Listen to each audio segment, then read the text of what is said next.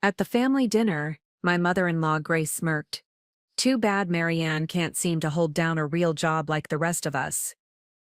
My husband Marco laughed. Maybe she should stop pretending to be a businesswoman.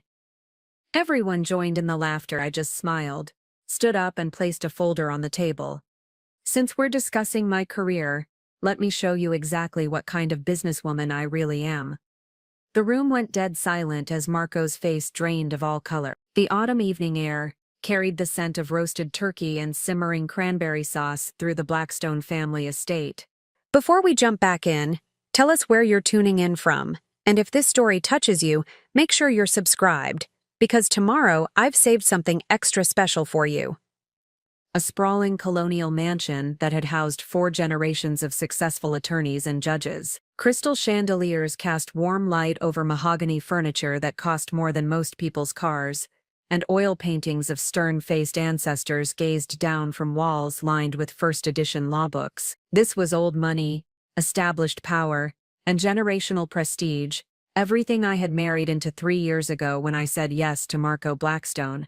Tonight was supposed to be special, not just another monthly family dinner, but a celebration of Marco's recent promotion to senior partner at his father's prestigious law firm Blackstone and Associates. I had spent 2 weeks planning every detail, coordinating with their housekeeper Mrs. Helena to ensure the meal would be perfect. The imported wine from Marco's favorite vineyard in Tuscany, the hand-selected flowers arranged in grandmother Blackstone's antique vases, even the playlist of classical music that his mother Grace preferred during formal dinner. I'd driven to 3 different specialty stores to find the exact herbs for the turkey rub that had been passed down through Marco's family for generations. Every napkin was pressed to perfection, every piece of silverware polished until it gleamed. The dining room looked like something from Architectural Digest, which was exactly what I'd been aiming for. After 3 years of marriage, I was still desperately trying to prove I belonged in this world of inherited wealth and social expectation. The guest list read like a who's who of the city's legal elite. Marco's parents,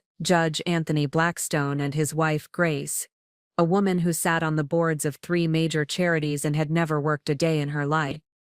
His younger sister Emmy, fresh from her Harvard law degree and already making waves at the district attorney's office. His older brother Seth, a federal prosecutor who'd never met a conversation he couldn't turn into a lecture about constitutional law. Their spouses, all carefully selected from the same social circle, all speaking the same language of private schools and country club memberships. And then there was Marianne Foster, now Marianne Blackstone, the girl from the middle-class suburb who'd met Marco during his brief rebellious phase in graduate school. The one who didn't come with a trust fund or a family name that opened doors. The one who'd been working various jobs since college, trying to build something of my own while navigating the treacherous waters of upper-class expectation. Grace Blackstone had never quite forgiven her son for marrying beneath his station, though she was far too sophisticated to say so directly. Instead, she deployed a more subtle arsenal of condescension and passive aggression, each comment carefully crafted to remind me that I would always be an outsider looking in. "Marianne, dear," she would say with that perfectly practiced smile, "it's so charming how you insist on working these little jobs, like playing house, isn't it?" The little jobs she referred to with such dismissive affection were my attempts to build a consulting business. For the past 2 years I'd been helping small companies streamline their operations and improve their efficiency. It wasn't glamorous work, and it certainly didn't come with the prestige of a law degree from an Ivy League school, but it was mine. I'd built every client relationship from scratch, learned every aspect of business operations, through trial and error, and slowly begun to see real success. But to the Blackstone family, anything that wasn't law, medicine, or inherited wealth was merely a hobby, a way to pass time until I came to my senses and settled into the role of a proper society wife, hosting charity luncheons and organizing fundraising galas. Marco had been different when we first met. He'd seemed genuinely interested in my ambitions, impressed by my work ethic and determination to create something of my own. During our courtship, he'd often talked about how refreshing it was to be with someone who understood the value of hard work, someone who wasn't just coasting on family connections. But marriage had a way of revealing true priorities, and the pressure from his family had been relentless. Subtle at first comments about how demanding my work schedule was, questions about when I'd have time for children if I kept playing entrepreneur, then more direct suggestions that I join Grace's charity committees instead, hints that Marco's career would benefit from having a wife who could focus full-time on being the perfect corporate spouse. Tonight, as I surveyed the perfect table setting and listened to the sounds of the family gathering in the living room, I felt the familiar knot of anxiety in my stomach. These dinners were always a performance, a careful dance where I tried to prove my worth while they politely but persistently reminded me of my place. I could hear Emmy's voice carrying from the next room, regaling everyone with stories from the DA's office. She was the golden child, brilliant and ambitious, everything a Blackstone daughter should be. Seth was probably pontificating about some recent Supreme Court decision, his voice carrying the authority of someone who'd never been questioned. And Marco would be basking in the attention, celebrating his promotion while gradually distancing himself from the wife who didn't quite fit the image of success he was cultivating. What none of them knew, what I had been carefully keeping to myself for months, was that my little consulting business had grown far beyond their dismissive expectations. The contracts I'd been working on, the late nights they assumed were just me playing businesswoman, had been building towards something significant, something that would change not just my life, but potentially all of theirs. Hidden in my home office, locked in a fireproof safe that Marco didn't even know existed, were documents that told a very different story about Marianne Blackstone than the one his family had constructed. Financial records, client contracts, and legal papers that revealed exactly what kind of businesswoman I really was.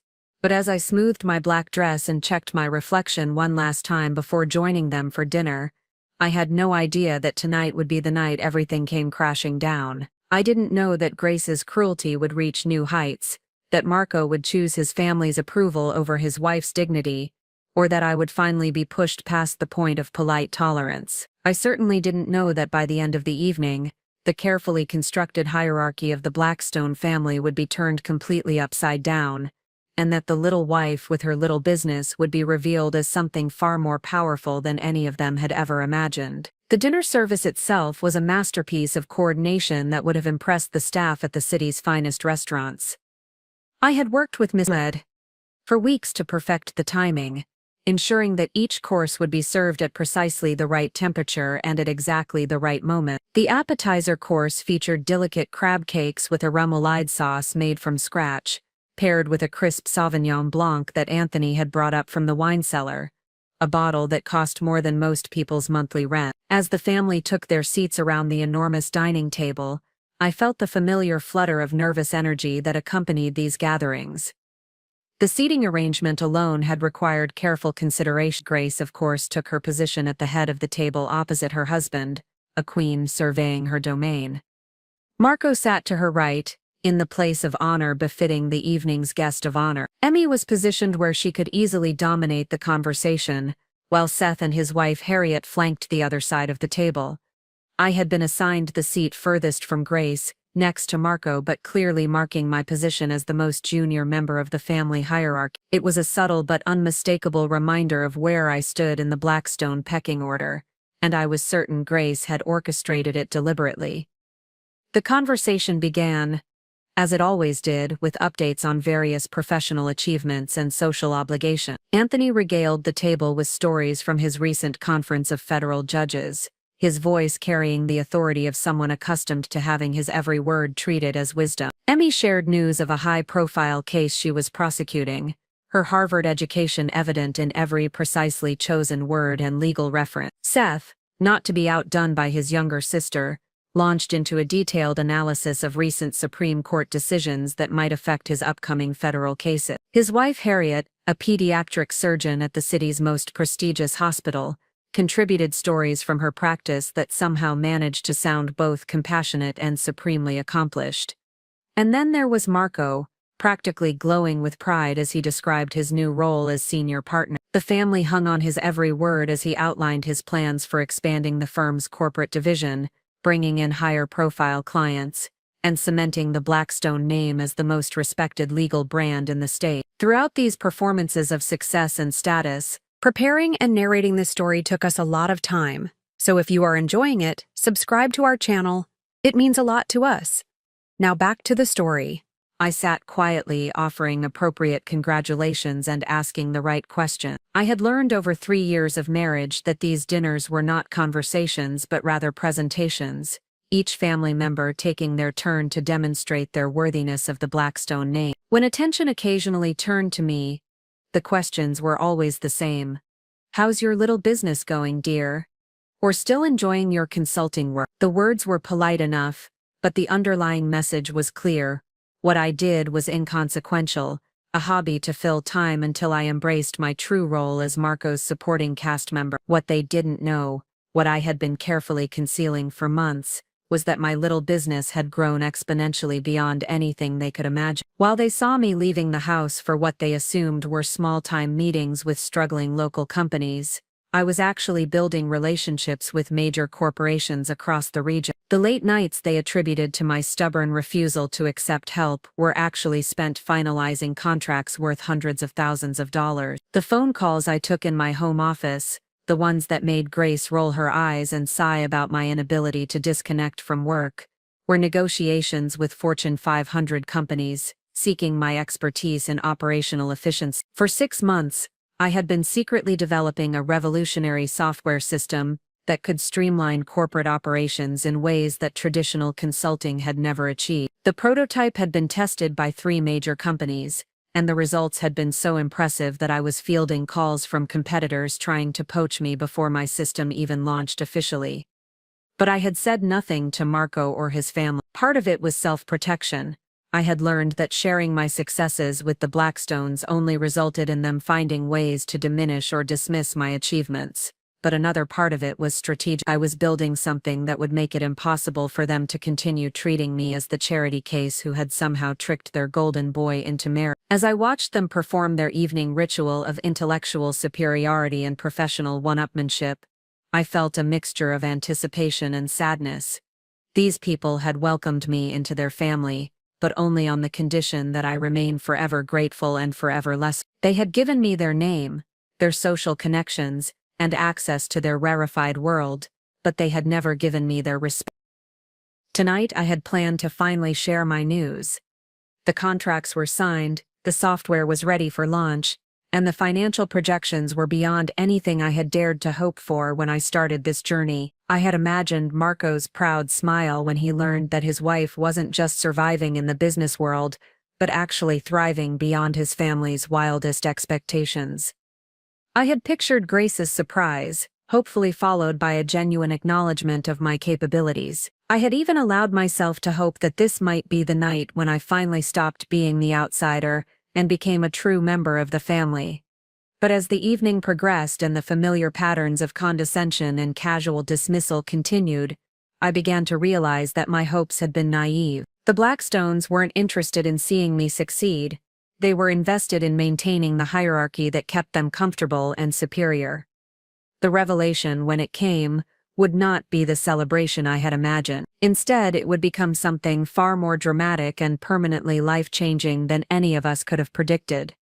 The transformation in Grace's demeanor was subtle at first, like the way storm clouds gather on a distant horizon before unleashing their fury. Throughout the appetizer course, she had maintained her practiced veneer of polite interest, asking the appropriate questions and making the expected comments. But I had been watching her carefully for 3 years, and I could read the signs that others missed. The slight tightening around her eyes when someone praised my cooking. The way her smile never quite reached her pupils when she looked in my direction. Grace Blackstone was a woman who had built her entire identity around being the undisputed matriarch of a successful legal dynasty. At 62, she possessed the kind of refined beauty that money could buy and maintain. Perfectly styled silver hair that cost more than most people's monthly salary. Flawless skin maintained by the city's most exclusive dermatologist, and a wardrobe that spoke of generations of wealth and impeccable taste. But beneath the polished exterior was a woman who had never forgiven fate for giving her what she considered an unsuitable daughter-in-law. Grace had spent Marco's entire adult life carefully curating a list of potential wives, daughters of judges, heiresses to old money families, women from their social circle who understood without explanation what it meant to be a Blackstone bride. And then Marco had brought home me. A girl from a suburban middle-class family where my father fixed cars for a living and my mother taught elementary school. A girl who shopped at department stores instead of boutiques, who had never set foot in a country club until I started dating her son, who had the audacity to want a career instead of simply basking in the reflected glory of the Blackstone name. The first crack in Grace's facade appeared during the main course, when Anthony made an offhand comment about how impressed he was with the meal's coordination. "Marianne has quite a talent for organization," he said, reaching for another helping of the herb-crusted lamb. "This rivals anything we've had at the country club." For a brief moment, I felt a surge of hope. Perhaps tonight would be different. Perhaps Grace would finally acknowledge that I brought value to their family beyond simply being Marco's wife.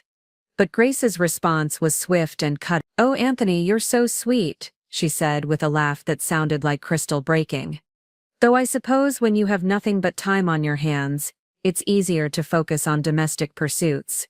The comment hung in the air like smoke from a fire that had just been lit. Nothing but time on your hands. The implication was clear.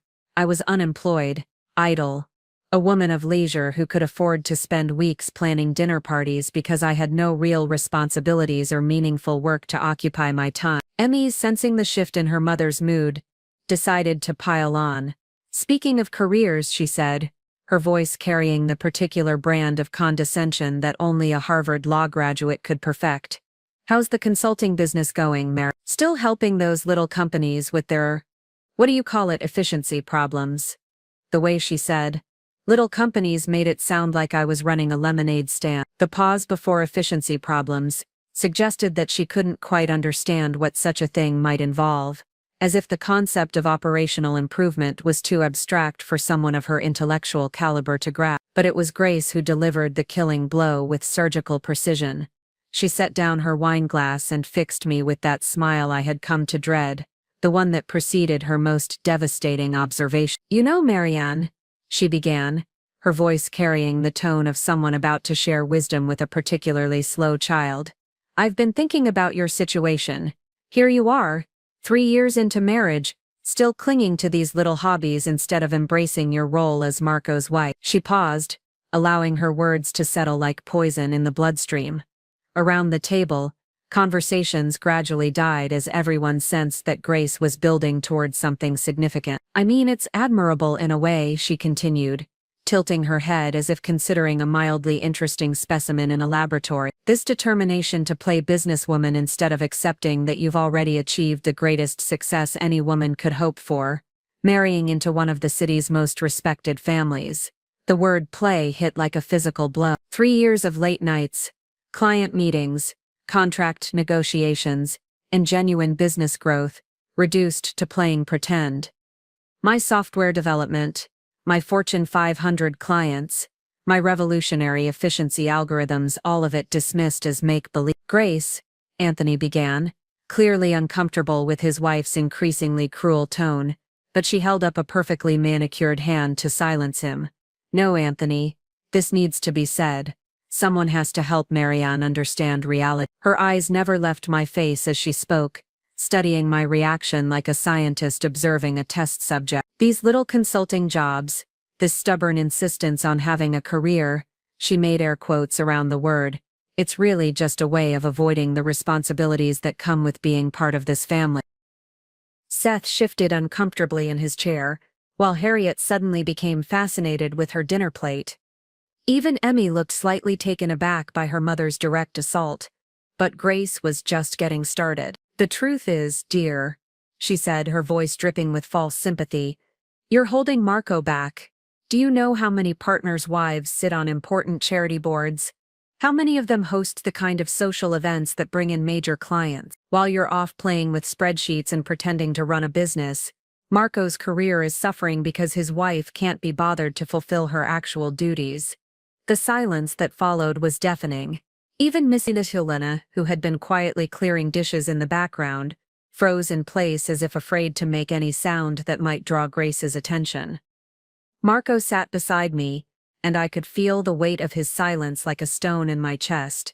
This was his moment. This was when my husband should defend me, should tell his mother that her attack was inappropriate and cruel, should stand up for the woman he had promised to honor and protect. Instead, I watched his Adam's apple bob as he swallowed hard, his eyes fixed on his wineglass, as if it contained the answers to the universe. The man who could argue complex legal cases in front of federal judges was apparently struck mute when faced with defending his wife against his mother's cruelty.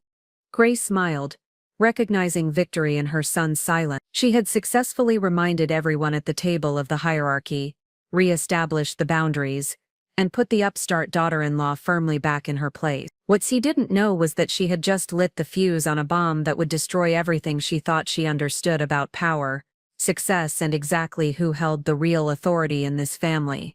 The moment stretched like a taut wire about to snap. Grace's words hung in the air between us, waiting for anyone to respond. My heart hammered against my ribs as I turned to look at Marco, my husband, my supposed partner in life, the man who had sworn before God and witnesses to stand by me through everything. Marco Blackstone had never looked more like his mother's son than he did in that moment. The same patrician features, the same calculated expression, the same cold assessment of social advantage that I had somehow convinced myself he didn't possess. 3 years of marriage, and I was finally seeing him clearly. He cleared his throat, a nervous sound that I recognized as his tell when he was about to say something he knew would hurt me. In courtrooms, that little throat clearing meant he was about to deliver a blow that would devastate the opposing counsel's case. At home, it meant I was about to discover another way that I had failed to meet the Blackstone family standard. "You know," he said, his voice carrying that careful, measured tone he used when he wanted to sound reasonable while saying something completely unreasonable. "Mother does have a point, Marianne." The betrayal was immediate and complete, not because of what he said, but because of what he chose not to say.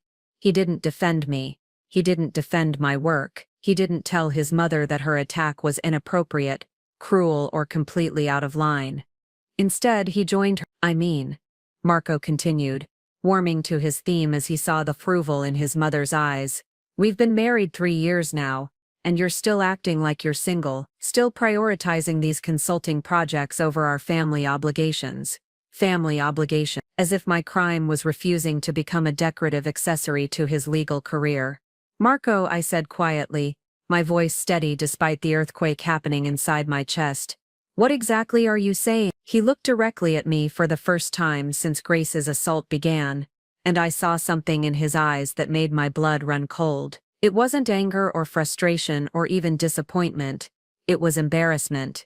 He was embarrassed by me. "I'm saying that maybe it's time to be realistic about your priorities," he said, and there was a note of condescension in his voice that I had never heard directed at me before. "You're a Blackstone now. That comes with certain expectations, certain responsibility. And frankly, this stubborn insistence on playing entrepreneur is starting to reflect poorly on the family." Playing entrepreneur. He had used almost the exact same phrase as his mother. Either he had been discussing my situation with Grace behind my back, or the family's disdain for my work was so unanimous that they all instinctively reached for the same dismissive language. Emmy leaned forward, clearly emboldened by her brother's betrayal. "Plus, Marianne, it's not like your little business is actually successful," she said with the casual cruelty that seemed to run in the Blackstone bloodline. If it were really taking off, you'd be able to afford to hire help instead of spending all your time on these tiny projects." Seth nodded sagely, apparently deciding that this was an appropriate moment for one of his lectures. "There's a difference between having a hobby and having a career," he said, his federal prosecutor voice in full effect. "And from what we can see, your consulting work falls pretty definitively into the hobby category." I looked around the table, taking in each face, cataloging every expression of smug superiority and casual dismissal. These people who had welcomed me into their family with such careful politeness, who had smiled at our wedding and toasted our happiness, who had spent 3 years slowly and systematically undermining my confidence and my sense of self-worth. But it was Marco's betrayal that cut deepest. Marco, who had seen me work until midnight preparing client presentations. Marco, who had listened to me talk excitedly about breakthrough solutions and successful implementations. Marco, who knew exactly how hard I worked and how much my business meant to me. Marco, who was now looking at me with the same expression of patient disappointment that a parent might use with a child who refused to put away their toys. "Look, sweetheart," he said, and the endearment sounded like an insult in this context. Nobody's saying you can't have interest, but there's a difference between having interests and neglecting your real responsibility.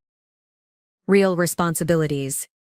As if everything I had built, every client relationship I had nurtured, every innovation I had developed was just a distraction from my true purpose as Mrs. Marco Blackstone. What real responsibilities?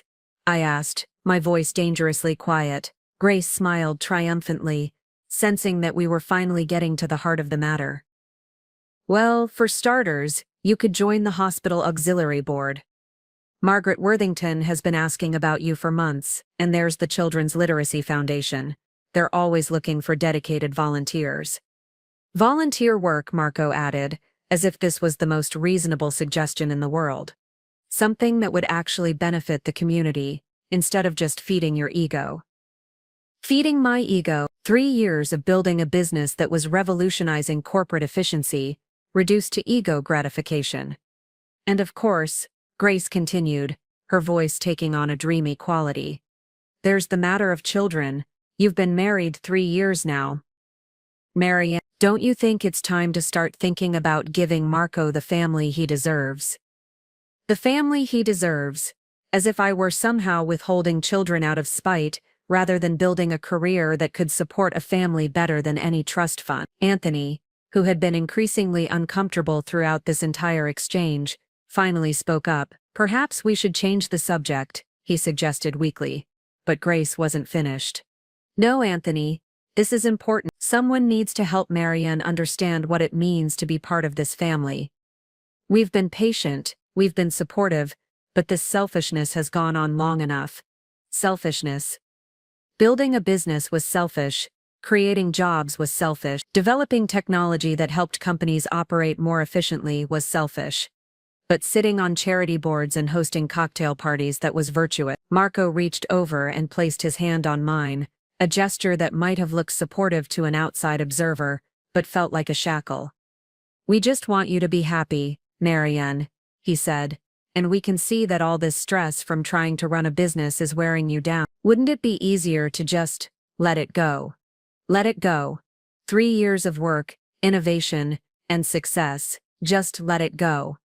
I looked at my husband's face, searching for any sign of the man I had fallen in love with, the man who had once said he admired my ambition and determination. But all I saw was a Blackstone, born and bred, someone who had never questioned the idea that success for women meant marrying well and supporting their husbands' careers. The silence stretched between us as I realized that this wasn't just about tonight's dinner conversation. This was about the fundamental incompatibility between who I was and who they needed me to be. They didn't want me to succeed. They wanted me to disappear into the role of dutiful wife and eventually dutiful mother, a supporting character in Marco's story rather than the protagonist of my own. What none of them knew was that in about 10 minutes, I was going to show them exactly what kind of protagonist I really was. What happened next was like watching a feeding frenzy. Once Marco had given his family permission to attack me by joining in himself, the floodgates opened. The careful veneer of polite society that the Blackstones prided themselves on maintaining crumbled away, revealing the ugly truth beneath their refined exteriors. Harriet, who had been silent throughout most of the evening, suddenly found her voice. As a pediatric surgeon, she was used to being the voice of authority in a room full of people, and she wielded that authority now like a scalpel. You know, Marianne, she said, her tone carrying the condescending patience she probably used with the parents of her young patients. From a medical perspective, this obsession with career achievement at the expense of family planning is actually quite concerning. She paused to take a sip of wine, letting her words sink in before continuing her diagnosis. Women who delay childbearing for career reasons often struggle with fertility issues later, and the stress of trying to manage a business, especially one that's clearly not generating significant income, can be incredibly damaging to reproductive health. The clinical detachment in her voice made it even more insulting. She was discussing my life choices, as if I were a case study rather than a person sitting right across from her.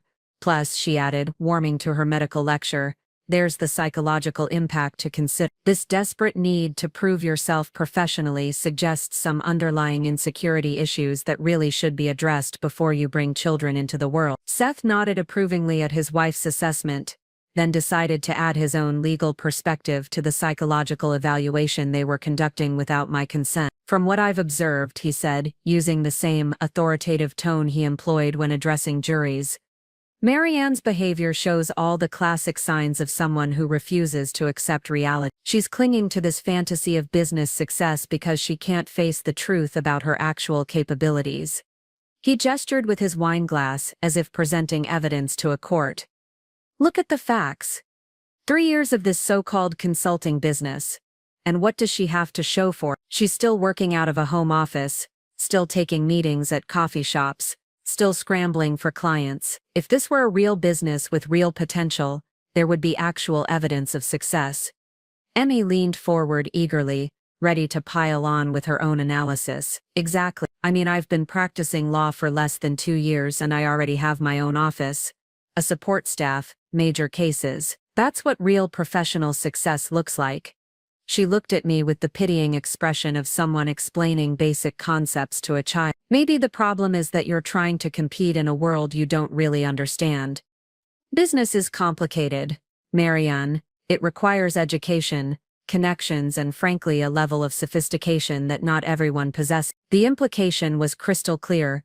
I was too stupid, too poorly educated, and too low class to succeed in the business world. I should accept my limitations and be grateful for what I have. Anthony shifted uncomfortably in his chair, but his discomfort seemed to stem more from the crudeness of the attack than from any desire to defend me. When he finally spoke, it was in the tone of a judge delivering a reluctant but necessary verdict. Perhaps, he said carefully, we should consider that different people have different strengths. Marianne, your talents might be better suited to other pursuits. He couldn't even bring himself to say what those pursuits might be, but we all knew he meant the traditional female roles that Grace had been promoting all evening. But it was Mrs. Helena's reaction that stung almost as much as the family's attacks. Our housekeeper had been moving quietly around the dining room, clearing dishes and pretending not to listen to the conversation. But I caught her expression when she thought no one was looking. A mixture of pity and secondhand embarrassment that made my cheeks burn with shame. Even the hired help felt sorry for me.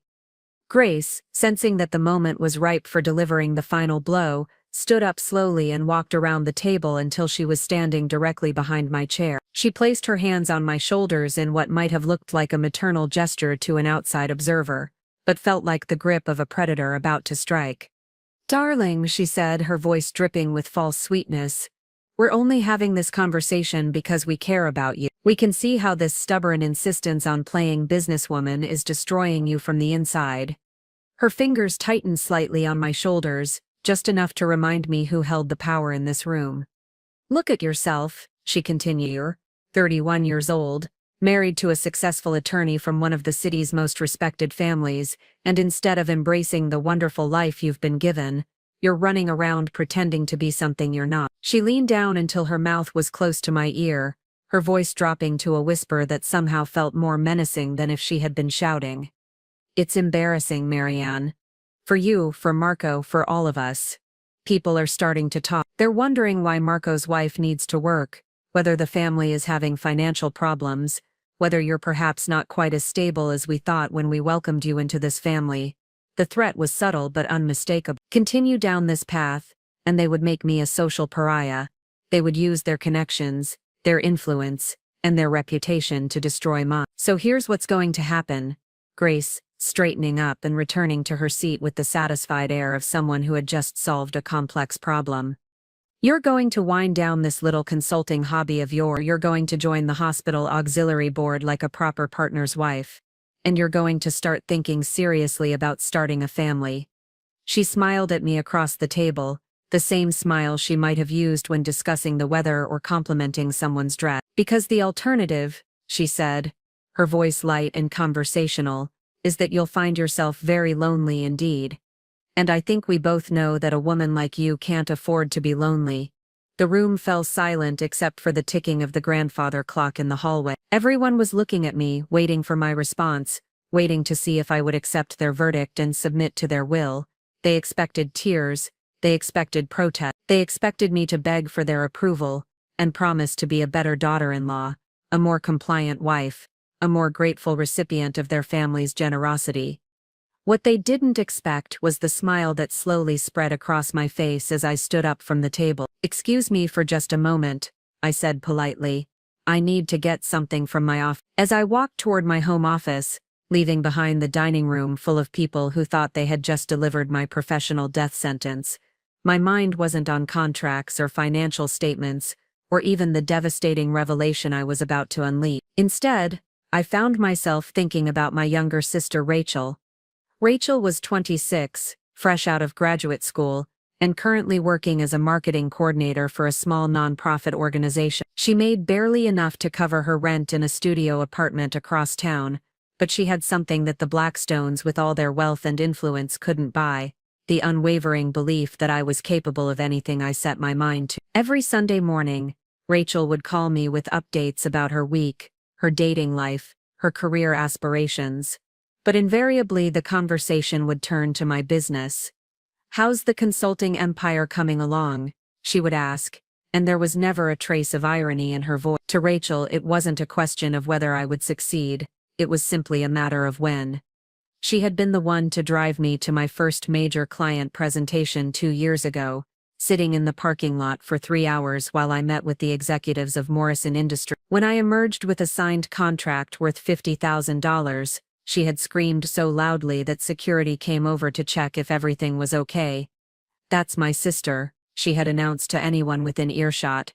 "She just landed her biggest client ever." Rachel didn't care that I worked from a home office, or that I sometimes took meetings at coffee shops. She saw potential where others saw limitation, vision where others saw foolishness. When Grace made her cutting remarks about my little hobbies, when Marco joined in with his talk about playing entrepreneur, when the entire family dismissed 3 years of genuine achievement as childish make-believe, they weren't just attacking me. They were attacking the future that Rachel believed in so completely. They were dismissing the dreams that my little sister talked about with such pride to her friends and coworkers. They were diminishing something that represented hope and possibility, and the belief that hard work could actually lead somewhere meaningful. But Rachel wasn't the only innocent victim of tonight's assault. As I unlocked my office door and stepped into the space that had become my sanctuary over the past 3 years, I thought about my clients, real companies with real problems that I had helped solve with real solutions. There was Jennifer Martinez, the owner of a small logistics company, who had been on the verge of bankruptcy when she hired me 18 months ago. Together we had streamlined her operations, reduced her overhead by 30%, and increased her efficiency to the point where she was now considering expanding to a second location. "You saved my business," she had told me just last month, tears in her eyes as she handed me a bonus check. "More than that, you saved my employees' jobs. You saved their families." There was David Park, the CEO of a mid-sized manufacturing firm, who had been hemorrhaging money due to outdated processes and communication breakdown. The software system I had developed specifically for his company had revolutionized their operations, increasing productivity by 40%, while simultaneously improving worker satisfaction. "I've never seen anything like it," he had said during our last quarterly review. "You didn't just fix our problems, you transformed our entire corporate culture." These weren't the little companies with efficiency problems that Emmy had dismissed so casually. These were businesses that employed hundreds of people, supported families, contributed to the local economy. When the Blackstones mocked my work, they were mocking the livelihoods of people they had never met and would never care about. But perhaps the most innocent victim of all was the version of myself that had walked into this marriage 3 years ago, full of hope and determination to prove that love could bridge any gap between social classes. The young woman who had believed that if she just worked hard enough, achieved enough, contributed enough to the family's success, she would eventually earn their respect and acceptance. That woman had spent countless hours perfecting dinner menus and studying wine pairings, not because she enjoyed domestic arts, but because she thought it would help her fit in. She had attended charity galas and country club events, smiling through conversations about people and places she had never heard of, because she wanted to be the kind of wife that Marco could be proud of. She had absorbed Grace's subtle criticisms and Marco's gentle suggestions for improvement, because she believed that their guidance came from a place of love rather than control. She had internalized their dismissive comments about her career because she trusted that they had her best interests at heart. Tonight, in that dining room, I had watched that hopeful, trusting version of myself die a slow and painful death. The woman who had desperately wanted to belong, who had been willing to shrink herself to fit into their predetermined mold, who had mistaken tolerance for acceptance, she was gone. In her place stood someone harder, clearer, and infinitely more dangerous. Someone who understood that respect could not be earned through submission, that love without equality was just another form of ownership, and that sometimes the most loving thing you could do was refuse to accept treatment that diminished your worth. As I opened the safe and pulled out the folder that would change everything, I thought about all the innocent victims of the Blackstones' cruelty. Rachel, who believed in me, my clients, who depended on me, the woman I used to be, who had trusted that they were about to learn that some victims fight back. Standing in my office, holding the folder that contained my professional vindication, I was suddenly flooded with memories of all the subtle ways the Blackstones had been undermining me from the very beginning. Tonight's dinner wasn't an isolated incident. It was the culmination of a systematic campaign of psychological warfare that had been waged against me for 3 years. I remembered my first major client presentation, the one with Morrison Industries. I had spent weeks preparing, researching every aspect of their business model, developing a comprehensive proposal that would revolutionize their supply chain management. The night before the presentation, I had been practicing my pitch in the living room when Marco walked in. "Still working on that little project?" he had asked, settling into his leather armchair with a glass of bourbon. The word little had stung, but I had dismissed it as casual conversation. "It's actually a pretty significant opportunity," I had replied, continuing to organize my presentation materials. "If this goes well, it could lead to contracts worth hundreds of thousands of dollars." Marco had chuckled, that same condescending sound I would hear again tonight at dinner. "Sweetheart, don't you think you're getting a bit ahead of yourself? These big companies have entire departments of consultants.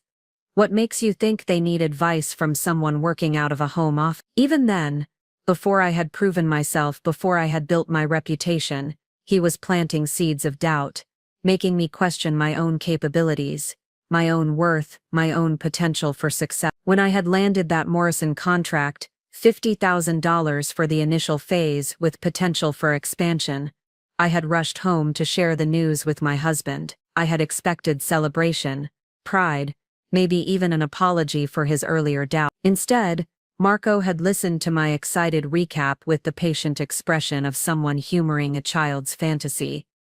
"That's nice, honey," he had said, "though I hope you read the contract carefully. Sometimes these smaller agreements have clauses that can be problematic." Smaller agreement, $50,000 dismissed as small change by a man whose family had never known what it meant to work for anything. The pattern had continued through every success, every milestone, every achievement. When I had developed my first proprietary software system, Marco had suggested I might be overcomplicating things. When I had been featured in a local business journal as one of the rising entrepreneurs to watch, he had mentioned that the publication was more of a local newsletter. Grace had been even more subtle in her sabotage. Her comments always came wrapped in concern, delivered with the kind of maternal authority that made them difficult to challenge directly. "Darling, you look so tired lately," she would say during family dinner. "All this stress from your little business ventures. I worry that you're pushing yourself too hard for something that may not even work out." Or "I was talking to Margaret Worthington at the club, and she mentioned seeing you at that coffee shop on 5th Street, taking meetings. She was concerned that you might be having financial difficulties." I assured her that wasn't the case, but perhaps you should consider meeting clients somewhere more appropriate. The message was always the same. My work was embarrassing. My success was temporary. My ambitions were unseemly for a woman of my social position. They had spent 3 years systematically eroding my confidence, making me question whether my achievements were real or just lucky breaks that wouldn't last. I remembered the night I had received my biggest contract yet, a multi-year deal with Hartwell Corporation worth over $300,000. I had been so excited that I had called Marco at his office, something I rarely did during business hours. "Marco, you're not going to believe this," I had said, my voice barely containing my excitement. "Hartwell just signed a 3-year contract. It's huge, bigger than anything I've ever done." There had been a pause, and I could hear voices in the background of his office. When he spoke again, his voice was carefully modulated, professional. "That's interesting, Marianne. Look, I'm in the middle of something here. Can we discuss this at home?" Later that evening, when I had tried to share the details of the contract, Marco had seemed distracted, uninterested. 300,000 over 3 years, he had mused. "So, about 100,000 per year, minus your expenses, taxes. It's a decent side income, I suppose." Side income, the largest contract of my career, reduced to supplemental household money. But it wasn't just the financial dismissal that hurt. It was the way they had trained me to diminish my own accomplishments. I had started using their language, calling my business a little consulting practice, referring to major corporations as small companies, apologizing for the time my work required as if I were pursuing a selfish hobby rather than building a legitimate enterprise. They had convinced me that success was something that happened to other people, people from the right families with the right connections and the right educational pedigree, people like them. They had made me grateful for their tolerance of my ambitions, rather than proud of my achievements. Tonight, listening to Grace's ultimatum and Marco's betrayal, I had finally understood what they had been doing. This wasn't about my career interfering with family obligations, or my work being somehow insufficient. This was about control. This was about keeping me in a position where I needed them more than they needed me. They had miscalculated badly, because while they had been busy undermining my confidence, I had been busy building an empire.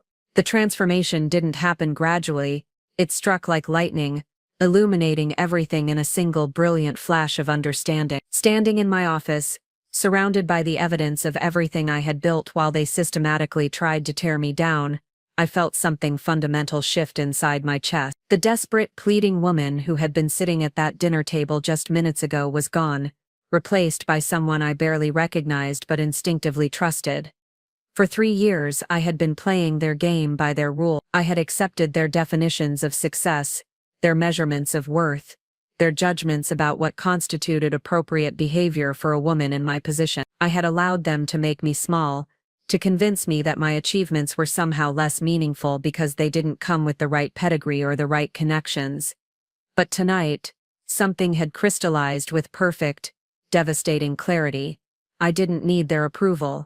I thought about the conversation that had just transpired in the dining room, and instead of feeling humiliated, I felt a strange sense of liberation. Grace's threats about social isolation, Marco's embarrassment about my career, Emmy's condescending lectures about real success, all of it suddenly seemed like noise from a world I no longer wanted to be part of.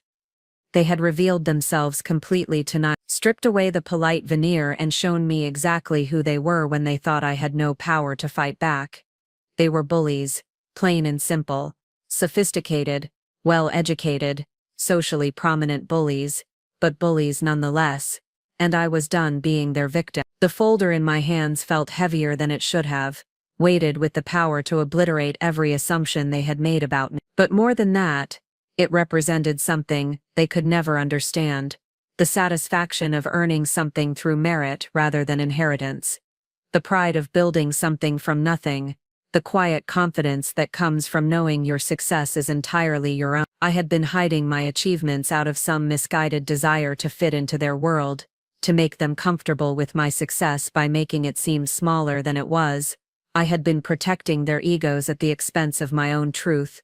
No more. I walked to my desk and opened the folder, spreading the contents across the mahogany surface that Marco had bought for me 2 years ago. Every successful businesswoman needs a proper workspace, he had said, and I had been grateful for the gesture. Now I realized it had been another subtle form of control, defining the parameters of my ambition by giving me a proper place to contain it. The documents told a story that would shatter every narrative the Blackstones had constructed about me. Financial statements showing revenue that dwarfed Marco's annual salary, client testimonials from Fortune 500 CEOs praising my innovative solutions, patents for 3 separate software systems that were revolutionizing operational efficiency across multiple industries, and the crown jewel, a letter of intent from Meridian Global Corporation, one of the largest consulting firms in the world, offering to acquire my company for $12 million. $12 million for the little hobby that Grace thought I should abandon to focus on charity work and childbearing. I had been sitting on this offer for 2 weeks, uncertain about whether to accept it. The money was life-changing, but the company I had built felt like more than just a financial asset. It was proof of my own capabilities, validation of everything I had worked for. Tonight had clarified that decision with perfect precision. I wasn't going to sell my company and disappear into the traditional role they had carved out for me. I was going to use it as a weapon. The clarity was intoxicating. For months I had been second-guessing myself, wondering if maybe they were right, maybe I was being selfish or unrealistic or somehow inadequate. I had internalized their doubts until they became my own, constantly questioning whether my success was real or just a series of lucky breaks. But standing in my office, looking at the concrete evidence of what I had accomplished, I understood that their opinion was not just wrong, it was irrelevant. They could dismiss me, mock me, threaten to isolate me socially, and none of it mattered because I had something they would never have: the knowledge that I had earned my place in the world, through my own effort. They had inherited their status, their wealth, their sense of superiority. Everything they were had been handed to them by previous generations of Blackstones, who had accumulated power and prestige. They had never built anything, never created anything, never proven themselves capable of succeeding without the safety net of family money and connections. I had started with nothing and built an empire, and tonight, I was going to show them exactly what that empire looked like. The woman who walked back toward that dining room was not the same one who had left it 10 minutes earlier. She moved with the confidence of someone who had just remembered her own power, the calm assurance of someone who held all the cards and was finally ready to play them. They thought they had cornered me, forced me to choose between their approval and my ambitions. They had no idea that I was about to present them with a third option, accepting that they had drastically underestimated the wrong woman. The decision to keep my true success hidden from the Blackstones hadn't been made overnight. It had evolved gradually, born from a combination of self-preservation and strategic thinking that I hadn't even fully recognized until tonight. As I carefully selected which documents to bring back to the dining room, I found myself remembering the exact moment when secrecy had transformed from protection into preparation. It had been 6 months ago, during a family barbecue at Anthony and Grace's estate. I had just signed the Hartwell Corporation contract, my biggest deal to date, and I was practically vibrating with excitement.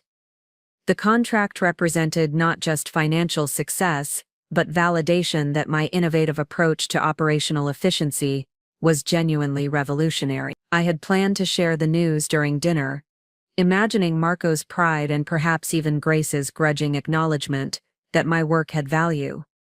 But as I listened to the family's conversation that afternoon, something had stopped me cold. Emmy had been regaling everyone with stories about her latest case, a high-profile prosecution that had landed her on the front page of the legal section. The family hung on every word, asking detailed questions, offering congratulations, treating her success as a family victory. Then Seth had shared news about a federal appointment he was being considered for, and again the response was immediate and enthusiastic. Phone calls were made to celebrate, connections were discussed, strategies were planned to ensure his selection. When the conversation had turned to me, the tone had shifted completely. "And how's Marianne's little consulting business?" Grace had asked, the question delivered with the same energy one might use to inquire about a child's finger pain. I had started to mention the Hartwell deal, but something in their expressions, polite tolerance, mixed with barely concealed impatience, had made me scale back my announcement. "Oh, it's going well," I had said instead. "Just signed a new client yesterday." "That's nice, dear. Grace had responded, already turning her attention back to Seth's career prospects.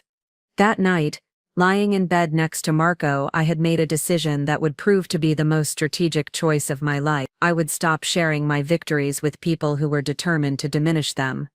Instead, I would build my empire in silence, accumulating power and proof until the moment when revelation would have maximum impact. The next morning, I had opened a separate bank account that Marco didn't know about, not because I was planning to leave him, at least, not consciously, but because I needed a space where my success could exist without their commentary, their analysis, their subtle but persistent attempts to make it smaller than it was. I had started meeting with clients at my office across town, a professional space I had rented using the false name Marianne Foster Consulting rather than Blackstone Consult. When Marco asked about my meetings, I mentioned coffee shops and home visits, allowing him to maintain his image of me as someone playing at business, rather than someone dominating it. The patents I had filed were registered under my maiden name. The industry awards I had won were displayed in my private office, not our home. The speaking engagements at major conferences were scheduled for days when Marco would be out of town, traveling for his own work. Piece by piece, I had constructed a parallel professional life that existed entirely outside the Blackstone sphere of influence, not because I was ashamed of my success, but because I had learned that sharing it with them was like feeding flowers to people who only saw weeds. The Meridian Global acquisition offer had been the culmination of this strategy. When their CEO, Patricia Daniels, had called me directly to discuss purchasing my company, I had been sitting in my secret office, surrounded by evidence of achievements that my own family had never even heard about. "Mrs. Foster," she had said, even she knew me by my professional name rather than my married one, "what you've built is extraordinary. Our analysis shows that your efficiency algorithms could revolutionize how Fortune 500 companies approach operational management. We're prepared to offer $12 million for complete acquisition, with an additional 5-year consulting contract that would net you another $8 million. $20 million total, for the hobby that Grace wanted me to abandon. I had asked for 2 weeks to consider the offer, not because I needed time to think about the money, but because I needed time to decide how to use this information. The offer itself was validation beyond anything I had dared to imagine, but it was also ammunition. Now standing in my office with Patricia Daniels' letter in my hands, I understood exactly why I had been building this secret arsenal. Not for the money, though that was certainly life-changing, not even for the professional recognition, though that was deeply satisfying. I had been building it for this moment. For the night when the Blackstones would finally reveal themselves completely, when they would push me past the breaking point and force me to choose between their approval and my self-respect. They had given me an ultimatum: abandon my career, or face social isolation. What they didn't know was that I was about to give them one of my own, accept me as an equal, or watch me walk away from their world entirely, taking my $12 million empire with me. The folder in my hands wasn't just documentation, it was revolution. Building my secret empire had required the same methodical precision that I brought to every client project, but with an additional layer of complexity. It had to be accomplished while living under the constant scrutiny of a family that believed they owned the right to know everything about my life. The first challenge had been establishing financial independence without triggering Marco's suspicion. As a lawyer, he was naturally detail-oriented about paperwork and documentation. Our joint checking account was something he monitored regularly, not out of distrust, but out of the kind of financial vigilance that came with being raised in a family where money was both power and responsibility. I had solved this problem by creating what I called financial layers. The first layer was completely transparent: small consulting fees that went into our joint account, amounts that seemed reasonable for someone playing at business. These payments came from legitimate clients, but they represented only a fraction of what those clients actually paid me. The larger payments were funneled through a business account I had established using my maiden name, at a bank across town where the Blackstones did their personal banking. When Marco occasionally asked about client payments, I could truthfully show him deposits without revealing their actual scope. The second challenge had been more complex: how to meet with major corporate clients without the Blackstones knowing about it. Marco's social circle was vast and interconnected. The city's business community was surprisingly small when you reached the executive level, and there was always a risk that someone would mention seeing me in the wrong place with the wrong people. I had addressed this by developing what I privately called the coffee shop strategy. For every major client meeting I had at a corporate headquarters, I would schedule a smaller, visible meeting at a different client, usually someone from a smaller company who fit the Blackstone's assumptions about my business level. These coffee shop meetings served multiple purposes. If Marco asked about my day, I could truthfully tell him about meeting with a client at the downtown cafe. If anyone from his social circle happened to see me, they would observe exactly what they expected. Marco's wife having an appropriate business meeting in an appropriately modest venue. Meanwhile, my real meetings were happening in executive boardrooms 40 floors above the coffee shops, where I was negotiating contracts worth more than most people made in a decade. The third challenge had been the most delicate: how to develop revolutionary technology without anyone noticing the massive amount of research and development work required. Software development isn't something you can do casually in your spare time. It requires sustained focus, substantial computing resources, and often round-the-clock testing period. I had solved this by establishing what appeared to be a home-based consulting practice, while actually operating a sophisticated technology development operation. My home office became the visible front for the business, equipped with the kind of basic setup that would satisfy casual observation. But my real work was happening at the professional office space I had rented under my maiden name. This facility was equipped with enterprise-level servers, multiple development workstations, and direct connections to client test environment. When I told Marco I was working late on a project, he assumed I was in my home office struggling with spreadsheets. In reality, I was often across town, managing complex software implementations for Fortune 500 companies. The patent applications had required particular care. Filing patents under my married name would have created public records that Marco or his family might eventually discover. But filing them under my maiden name created a paper trail that existed entirely outside their awareness. I had worked with a patent attorney who specialized in technology consulting, paying his fees from my secret business account. The 3 patents I had successfully filed, covering revolutionary approaches to supply chain optimization, workforce management algorithms, and predictive maintenance systems, represented intellectual property worth millions of dollars in licensing potential alone. Each patent application had required months of detailed documentation, prior art research, and technical specifications. The work had been exhausting, but it was also exhilarating. I was creating something genuinely innovative, something that would change how major corporations approached operational efficiency. The most challenging aspect of maintaining my double life had been the emotional cost. Living with such a massive secret had required constant vigilance. Every conversation with Marco was carefully monitored for potential contradictions. Every family gathering required performance art, playing the role of someone whose ambitions were smaller than they actually were. But perhaps the most difficult part had been the isolation. My greatest professional achievements, landing the Morrison contract, developing my first breakthrough algorithm, being approached by Meridian Global, had to be celebrated alone. There was no one, in my daily life, who understood the magnitude of what I was building. I had compensated for this isolation by developing relationships within the business community that the Blackstones knew nothing about. Industry conferences had become my sanctuary, places where I could be known and respected for my actual accomplishments, rather than diminished for my social position. It was at one of these conferences that I had met Patricia Daniels, the CEO of Meridian Global. She had attended my presentation on revolutionary approaches to corporate efficiency, and had been so impressed that she had approached me immediately afterward. "Miss Foster," she had said, "what you've presented here could transform how we think about operational consulting. I'd like to discuss acquisition possibilities." $12 million was her opening offer.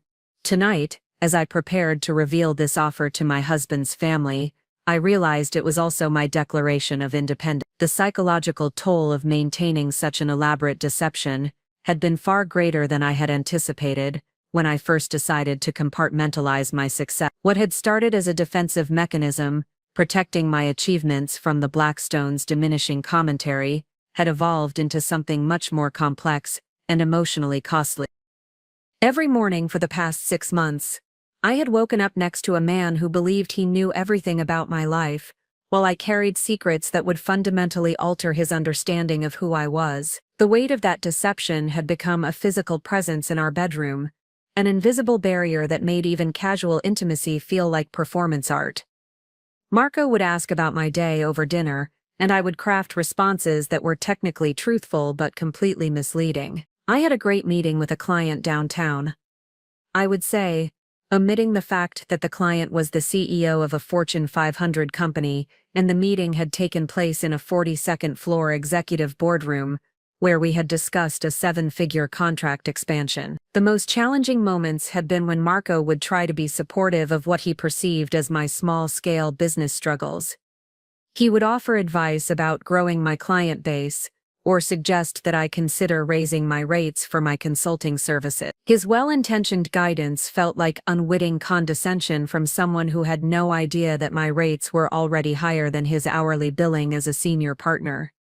Even worse were the moments when he would try to comfort me during what he assumed were professional disappointment. When I had been unusually quiet one evening, he had reached over and squeezed my hand sympathetically. "Don't get discouraged about the consulting business, sweetheart," he had said. "These things take time to build. Maybe we should think about setting up some networking opportunities through the firm's client connections."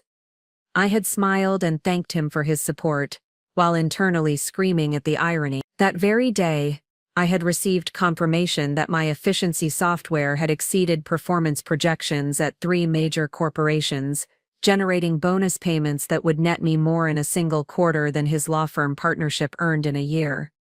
The isolation had been crushing. Success is meant to be shared, celebrated, acknowledged by the people who matter most in your life. Instead, my greatest professional triumphs had been experienced in solitude. When Meridian Global had first approached me about acquisition, I had sat in my secret office for 20 minutes after hanging up the phone, overwhelmed by the magnitude of what had just happened, and having no one to call who would understand its significance. I had started keeping a private journal, not for sentimental reasons, but as a way to document my achievements for myself. The entries read like dispatches from a parallel universe. March 15th. Hartwell Corporation expanded their contract by $200,000 after seeing the efficiency improvements from my software implementation. Their productivity increased by 34% in the first quarter alone. April 22nd. Patent approval came through for the predictive maintenance algorithm. The attorney says it could be worth millions in licensing deals. May 8th. Spoke at the International Conference on Operational Excellence.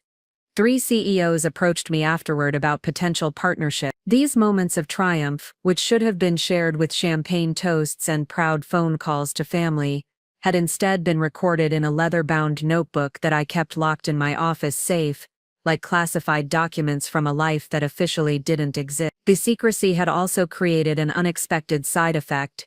It had made me acutely aware of how differently the Blackstones treated information about success depending on who achieved it. When Emmy had won a significant case, the family had thrown an impromptu celebration dinner. When Seth had been mentioned in a legal journal, Grace had called everyone she knew to share the news. But when I had been featured as a rising entrepreneur in the business section of the city's newspaper, a small mention that mentioned only my most modest achievements, the article had been met with polite acknowledgement and quickly forgot. Grace had even commented that it was sweet that the local papers were supporting small businesses by featuring stories like mine. The cognitive dissonance had been staggering. I was living a double life where my public persona was systematically diminished while my private reality was expanding beyond anything I had imagined possible. The woman the Blackstones saw at family dinners was a carefully constructed character, someone whose ambitions and achievements had been scaled down to match their expectations. Meanwhile, the real me was attending board meetings, negotiating multi-million-dollar deals and being courted by some of the most powerful consulting firms in the world. I had become 2 completely different people, and the effort required to maintain that separation had been exhausting. But tonight, as I stood in my office holding the folder that would bridge those 2 worlds, I realized that the emotional cost had been worth it. The months of secrecy hadn't just protected my achievements from their dismissal, they had also protected my confidence from their systematic undermining. I had built my empire in silence, and now I was ready to let it speak. The walk back to the dining room felt like a procession toward destiny. Each step was measured, deliberate, weighted with the knowledge that I was about to detonate a bomb that would reshape every relationship in that room. The folder in my hands felt heavier than it should have, not because of the paper it contained, but because of the power it represented. As I approached the dining room doorway, I could hear the murmur of conversation that had resumed in my absence. They were probably discussing me, analyzing my reaction to their ultimatum, perhaps even taking bets on whether I would return in tears or with a resignation to their demands. The idea that I might return with a weapon capable of destroying their entire worldview had clearly never occurred to them. I paused just outside the doorway, invisible to the people inside but able to observe them in their natural state. Grace was gesticulating with her wine glass, no doubt holding court about the proper way to handle difficult daughters-in-law. Marco was nodding along with whatever wisdom she was dispensing, his earlier betrayal apparently sitting comfortably with his conscience. Emmy was checking her phone, probably already mentally composing the story she would tell her law school friends about her brother's wife's inevitable capitulation. Seth and Harriet were engaged in quiet conversation, their body language suggesting they were discussing the evening's drama with the detached interest of spectators at a particularly entertaining sporting event. Even Mrs. Helena seemed to have relaxed, moving about the room with the efficient calm of someone who had witnessed the natural order being restored. The strange disruption caused by the middle-class interloper had been addressed, and normal family hierarchy could resume. Anthony was the only one who looked genuinely uncomfortable, shifting in his chair and avoiding eye contact with the others. Of all the people in that room, he was the only one who seemed to understand that what had just transpired was fundamentally wrong, regardless of its social necessity. I took a deep breath and stepped into the doorway, my entrance causing an immediate shift in the room's energy. Conversations stopped mid-sentence. Glasses paused halfway to lips. Even the grandfather clock seemed to tick more quietly, as if the house itself was holding its breath. "I'm sorry to have kept you waiting," I said, my voice carrying a calmness that surprised even me. "I wanted to make sure I brought the right documentation." I moved to my seat at the table with the unhurried grace of someone who held all the cards and was finally ready to play them. The folder remained closed in my hands, its contents a mystery that was clearly making several people nervous. Grace recovered first, her social training kicking in to smooth over the awkwardness. "Of course, dear," she said with forced brightness. "We were just discussing the upcoming charity gala. I do hope you'll consider joining the planning committee once you've sorted out your priorities." The presumption in her voice was staggering. She was already planning my post-surrender social rehabilitation, mapping out the charity work that would replace my discredited business ambition. "Actually," I said, setting the folder on the table directly in front of me, "I wanted to address some misconceptions that seem to have developed about my work." Marco shifted uncomfortably in his chair. "Marianne, I really think we should discuss this privately." "No," I interrupted, my voice carrying an authority that made him actually flinch. "You decided to make this a public conversation when you joined your family in mocking my career, so we'll finish it publicly." The silence that followed was electric with tension. Emmy's phone had disappeared, and she was leaning forward with the predatory attention of someone sensing blood in the water. Seth had abandoned his wine entirely, his prosecutor instincts alerting him that he was about to witness either a spectacular confession or an equally spectacular defense. Grace's smile had become fixed and artificial, like a mask that was slipping but couldn't be removed. "Darling, I think you may be overreacting to what was just friendly family conversation." "Friendly?" I repeated, opening the folder with deliberate precision. "Is that what we're calling it when you threaten to socially isolate me if I don't abandon my career? When you publicly humiliate me for having ambitions beyond hosting charity luncheons?" My fingers traced the edge of the first document, and I could see several pairs of eyes trying to read the text from across the table. The letterhead was visible but not decipherable from their distance, which was exactly what I wanted. "You've all spent the evening explaining to me what real success looks like," I continued, my voice growing stronger with each word. "You've made it very clear that my little consulting business is an embarrassment to this family's reputation." I looked around the table, making eye contact with each person in turn. So I think it's time you learned exactly what kind of businesswoman you've been trying to silence. The folder lay open before me like a promise of revelation, and for the first time in 3 years of marriage, I had the Blackstone family's complete and undivided attention. I lifted the first document from the folder with the careful precision of someone handling explosive material. The Meridian Global letterhead was now clearly visible to everyone at the table, its corporate logo and official formatting immediately recognizable to anyone familiar with the business world. "This," I said, holding the letter so that everyone could see it clearly, "is a formal acquisition offer from Meridian Global Corporation." The reaction was immediate and electric. Seth's wine glass froze halfway to his lip. Emmy's eyes widened with the kind of shock that comes from having your fundamental assumptions about reality suddenly challenged.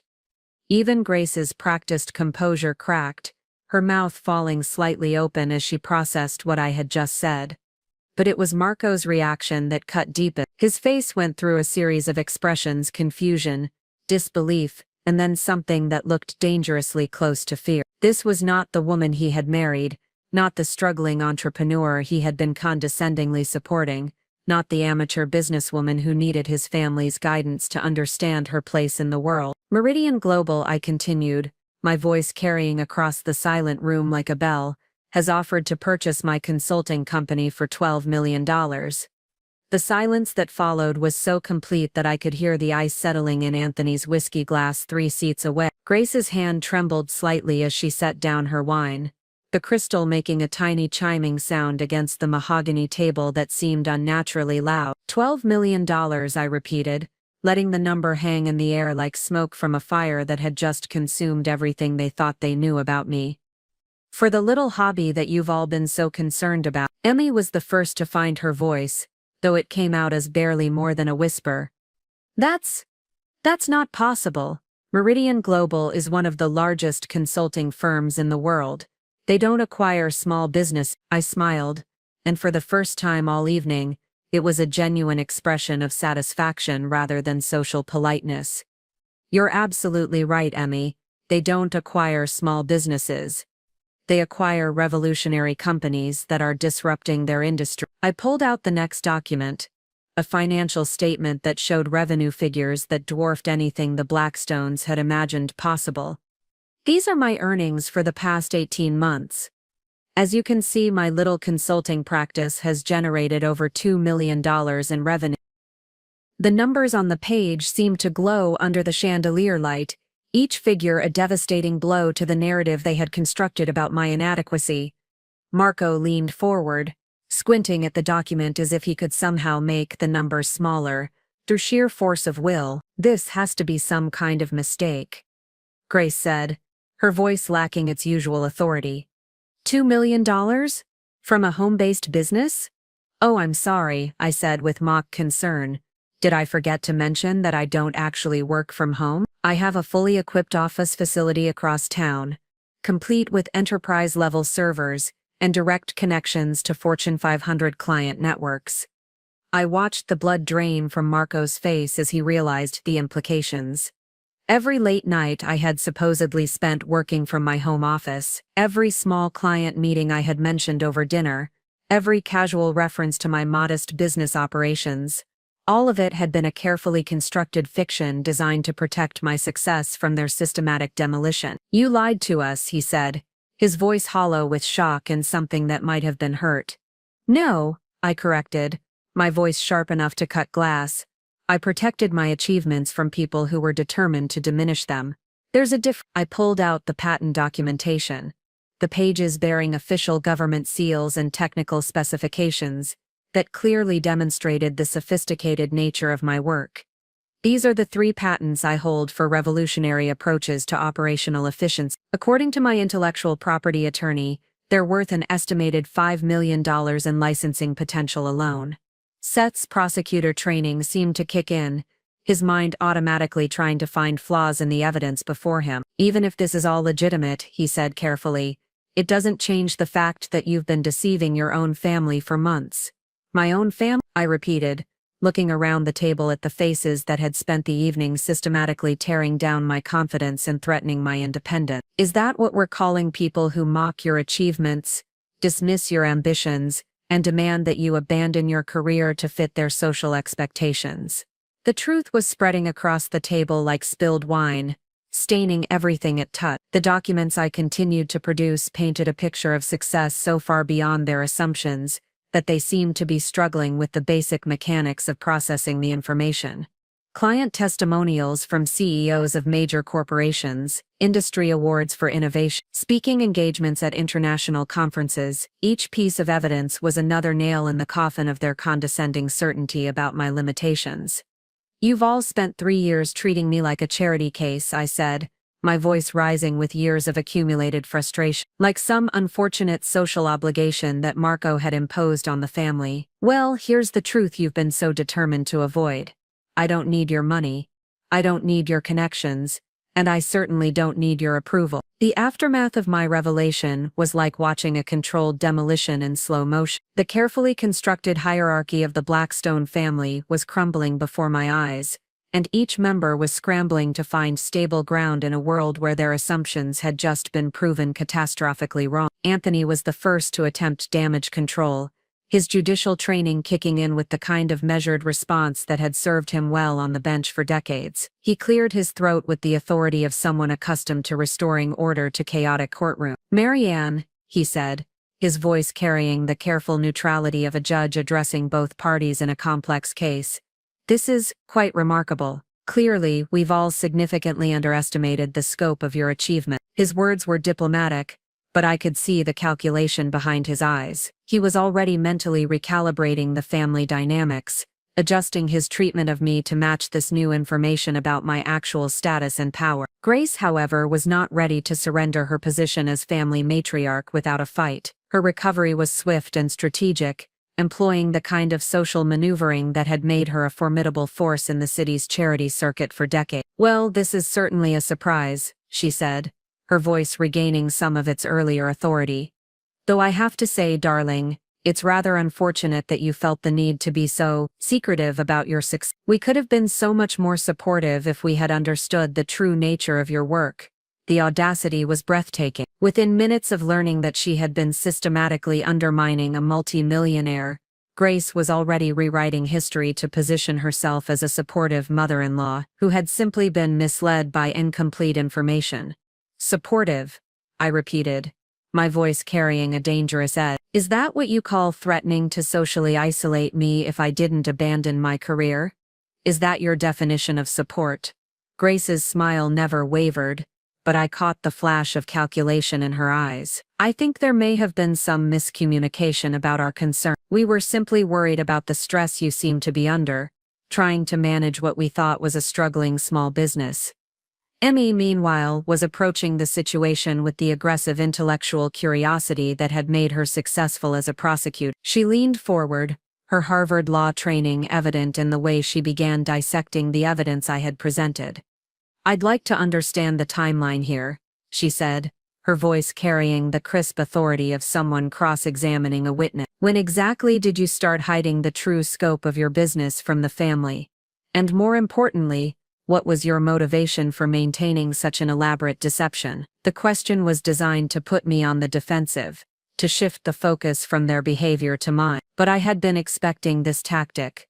"My motivation," I said calmly, "was protecting my achievements from exactly the kind of systematic dismissal I experienced tonight. Every time I shared good news about my business, it was minimized, questioned, or dismissed as unrealistic ambition." Seth joined his sister's interrogation, his federal prosecutor instincts apparently unable to resist the opportunity to probe what he clearly saw as suspicious behavior. "But surely you understand how this looks," he said, gesturing toward the document spread across the table. "You've been living a double life for months, maybe years. How are we supposed to trust someone who's capable of such sustained deception?" The irony was staggering. The same people who had spent the evening systematically humiliating me were now positioning themselves as the victims of my dishonesty. Marco, who had been silent since learning about the acquisition offer, finally found his voice. His words came out in a rush, as if he had been rehearsing them while processing the implications of what I had revealed. "Marianne, honey, I know things got a little heated tonight, but we can work through this," he said, reaching across the table toward my hand. "Maybe we should have been more encouraging about your business, but that doesn't mean we can't start fresh, now that we understand what you've really accomplished." His tone was conciliatory, almost pleading, and I realized that he was already calculating the social and financial implications of being married to someone worth significantly more than his family's law firm. But it was Harriet who delivered the most sophisticated attempt at reconciliation. As a surgeon, she was accustomed to making quick decisions under pressure, and her medical training had taught her the importance of addressing problems directly. "You know, Marianne," she said thoughtfully, "this actually explains a lot about some of the tension we've all been feeling. If you'd been carrying the stress of building such a significant business while feeling like you couldn't share your successes with your family, that must have been incredibly isolating." She paused, allowing her words to sink in before continuing. "Perhaps we can all agree that better communication might have prevented tonight's misunderstandings." The word misunderstandings was particularly galling, as if 3 years of condescension and tonight's systematic humiliation could be dismissed as simple communication failure. I looked around the table at these people who were now scrambling to reposition themselves as supportive family members, who had simply been operating with incomplete information. Their desperation was almost palpable, and for the first time since I had entered this family, I held all the power. But power without purpose is meaningless, and I knew exactly what I intended to do with mine. I let their desperate attempts at reconciliation hang in the air for a long moment, savoring the complete reversal of power dynamics that had taken place in the span of 20 minutes. These people who had spent the evening systematically dismantling my confidence were now scrambling to rebuild bridges they had burned with such casual cruelty. But I was no longer the woman who would accept their conditional acceptance or their revisionist history about tonight's event. "You want to talk about communication?" I said, my voice cutting through their anxious chatter like a blade through silk. "Let me communicate something very clearly to all of you." I stood up slowly, the movement commanding immediate attention from everyone at the table. The documents remained spread before me like evidence in a trial, each piece of paper a testament to the empire I had built while they tried to convince me I was failing. "For 3 years I have bent over backward to earn your respect and accept. I have absorbed your criticism, internalized your doubts, and allowed you to make me question my own worth and capabilities." Grace opened her mouth to interrupt, but I held up a hand that stopped her cold. "I'm not finished," I said, and something in my tone made it clear that the old rules of family hierarchy no longer applied. "Tonight, you all revealed exactly who you are when you think someone has no power to fight back. You're sophisticated, well-educated bullies, but bullies nonetheless." Marco reached toward me again, his face a mask of panic and calculation. "Marianne, please, let's discuss this rationally." "Rationally?" I laughed, and the sound was completely devoid of humor. "Was it rational when you joined your mother in mocking my career instead of defending your wife? Was it rational when you all spent the evening threatening to socially isolate me if I didn't abandon my ambitions?" I began gathering the documents, each movement deliberate and fine. "Here's what's going to happen. I'm accepting Meridian Global's acquisition offer. $12 million, plus a 5-year consulting contract worth an additional $8 million, $20 million total." The numbers hit the room like physical blows. Even Anthony, who had been trying to maintain judicial neutrality, looked stunned by the sheer magnitude of what I was walking away with. "Marianne," Grace said, her voice taking on the pleading tone of someone who had just realized they had catastrophically miscalculated, "surely we can work through this as a family." "There's no need for such drastic family," I interrupted, looking around the table at faces that had shown me nothing but condescension and cruelty. "You've made it very clear that I'm not family. I'm an inconvenience, a social obligation, a charity case that Marco imposed on all of you." I turned to face Marco directly, this man who had promised to honor and protect me but had thrown me to the wolves the moment it became socially convenient. "You have a choice to make, Marco," I said, my voice carrying the calm authority of someone who no longer needed anything from him. You can continue to be the kind of man who joins in when his family attacks his wife, or you can decide to be something better. But I'm not waiting around to find out which version of yourself you choose. Emmy, clearly struggling with the legal implications of what was unfolding, leaned forward with the desperate intensity of someone trying to salvage a losing case. You can't just walk away from a marriage because of one difficult conversation, she said. There are legal considerations, financial entanglements. Actually, I said with a smile that was all sharp edges. I can. The prenup that your family insisted I sign, the one that was supposed to protect the Blackstone assets from my gold-digging tendencies. It works both ways. My business assets are completely separate from any marital property claim. I could see Seth doing the mental calculations, his prosecutor's mind working through the implications of a prenup that had been designed to protect the family from me, but now protected my much larger fortune from them. Plus, I continued, given that my company was built entirely through my own efforts using my own resources and operated under my maiden name, there's absolutely no basis for any community property claims. The legal reality of the situation was sinking in. Not only had they systematically humiliated someone with significantly more wealth than their entire family, but they had no legal recourse to claim any portion of that wealth. Grace made one final desperate attempt to regain control of the situation. Darling, you're upset, and rightfully so. But making permanent decisions based on one evening's misunderstanding. Misunderstanding, I repeated, tasting the word like something bitter. 3 years of condescension was a misunderstanding. Tonight's ultimatum was a misunderstanding. Your threats to socially isolate me were misunderstandings. I closed the folder with a sound that seemed to echo through the silent room, like a gavel falling. Let me be absolutely clear about the new rules, I said, my voice carrying across the dining room with crystalline precision. I don't need your money, your connections, or your social approval.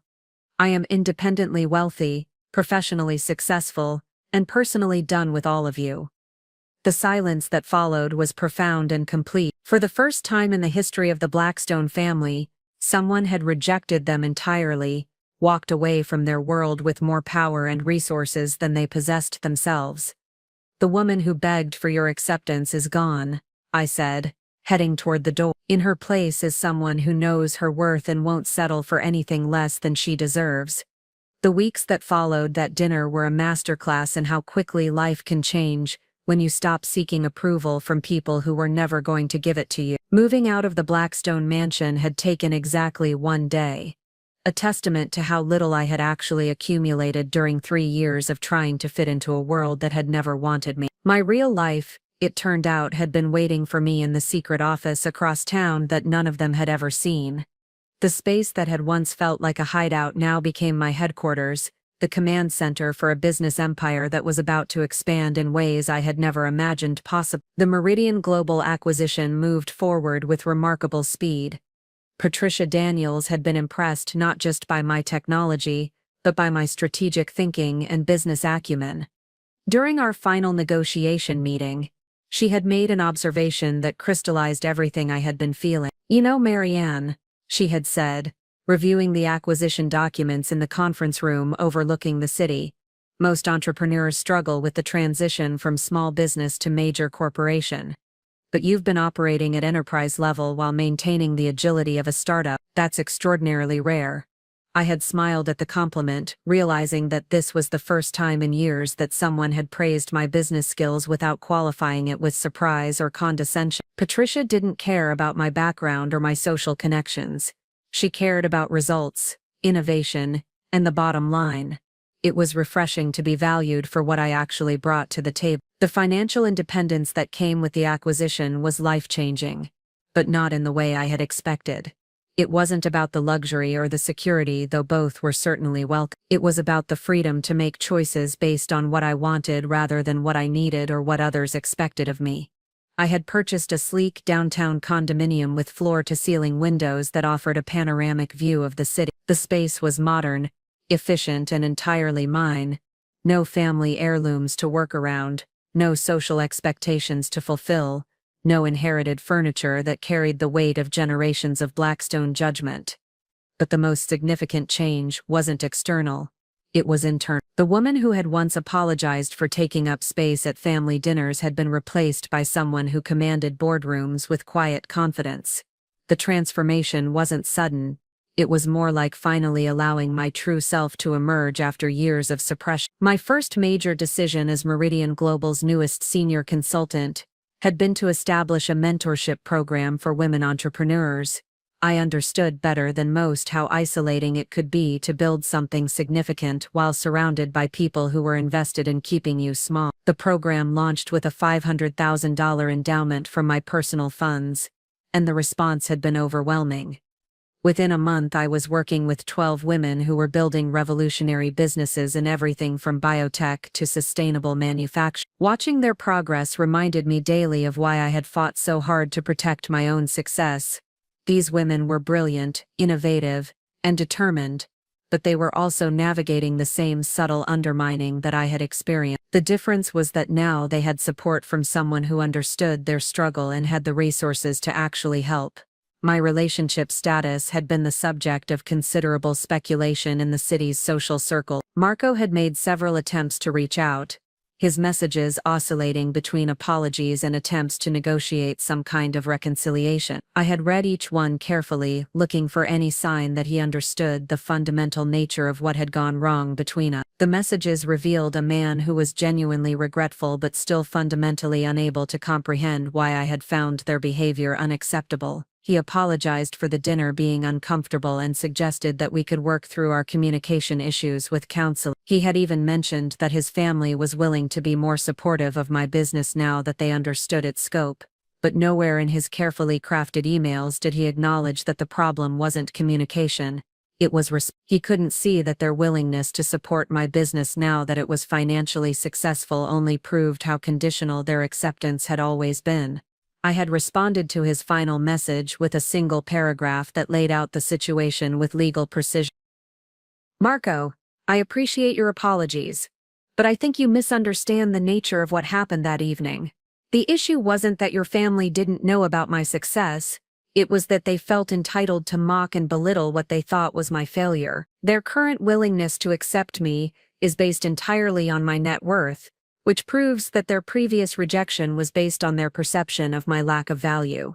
I cannot build a life with someone who sees my worth as conditional on external validation. The divorce papers had been filed under my maiden name, processed through an attorney who specialized in high net worth separations. The prenup that the Blackstones had insisted upon worked exactly as they had intended, protecting my business assets completely while ensuring a clean break with no ongoing financial entanglements. For the first time in my adult life, I was answerable only to myself, and the freedom was intoxicating. 1 year after that transformative dinner, I stood in the penthouse conference room of Meridian Global's headquarters, looking out at a city that had once felt like a maze designed to keep me lost. Now it spread before me like a map of possibilities, each building representing potential partnerships, new ventures, and opportunities that I was finally free to pursue on my own terms. The woman reflected in the floor-to-ceiling windows bore little resemblance to the one who had once desperately arranged dinner parties to win the approval of people who were never going to give it. This version of myself wore confidence like a perfectly tailored suit,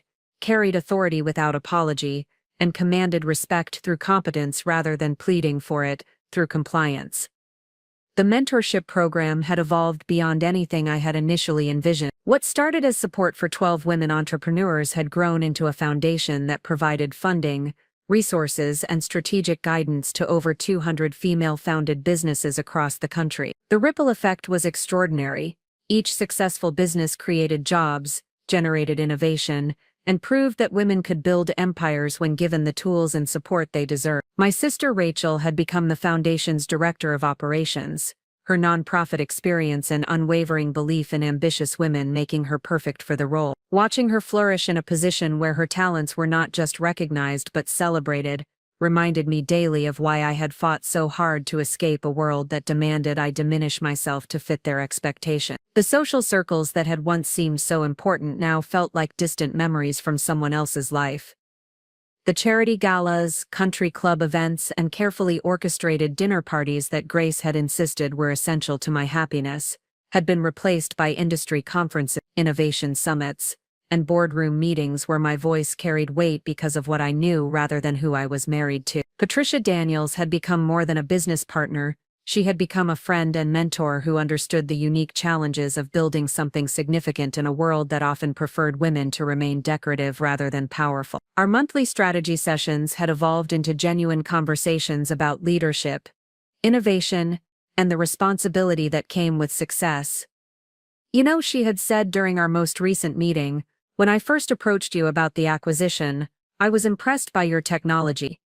But watching you build the foundation and expand your influence, that's when I realized we hadn't just acquired a company, we'd gained a visionary. The Blackstone family had faded into irrelevance with surprising speed. Occasionally I would hear updates through mutual acquaintances. Marco had been dating someone from their social circle, a young attorney whose family had the right connections and appropriate expectations. Grace continued to hold court at charity events, no doubt weaving stories about her son's unfortunate first marriage to explain away my conspicuous absence from their world. Emmy had apparently made partner at her firm ahead of schedule, while Seth had received the federal appointment he had been pursuing. Their successes felt distant and unimportant, like news from a country I had once visited but no longer remembered clearly. The most telling development had come 6 months earlier, when Anthony had reached out through intermediaries to see if I might be interested in consulting on a major case involving corporate efficiency standards. The irony was exquisite. The family that had dismissed my expertise was now hoping to benefit from it professionally. I had declined politely but firmly, not out of spite but because I had more important work to do with people who had never questioned my capability. My personal life had found its own rhythm, built around genuine connections rather than social obligation. The women in my mentorship program had become a chosen family of sorts. Brilliant and driven individuals who understood the cost of building something meaningful while surrounded by people invested in your failure. There was someone new in my life. Elena Rodriguez, a biotech entrepreneur whose revolutionary cancer treatment research was being funded through my foundation. Our relationship had developed naturally from professional respect to personal connection, built on the kind of mutual admiration that had been completely absent from my marriage to Marco. Elena understood ambition because she supported my work because she valued its impact, not because it reflected well on her social status. When she looked at me, she saw a partner and an equal, not a social project that needed improvement or management. The 3-year anniversary of that dinner approached without fanfare or reflection on my part. I had moved so far beyond the woman who had sat at that table, desperate for acceptance from people who would never give it, that the memory felt like something from a movie I had watched long ago. But sometimes when I was working late in my office overlooking the city, I would remember the moment when I had stood up from that dining room table and walked toward the truth that would set me free. That moment had changed everything. Not just my circumstances, but my understanding of my own worth. The woman who had begged for scraps of respect was gone, replaced by someone who knew that respect, like love, could never be earned through submission. It had to be demanded, defended, and sometimes fought for with everything you had. And I had won. Up next, you've got 2 more standout stories right on your screen. If this one hit the mark, you won't want to pass these up. Just click and check them out. And don't forget to subscribe and turn on the notification bell so you don't miss any upload from us.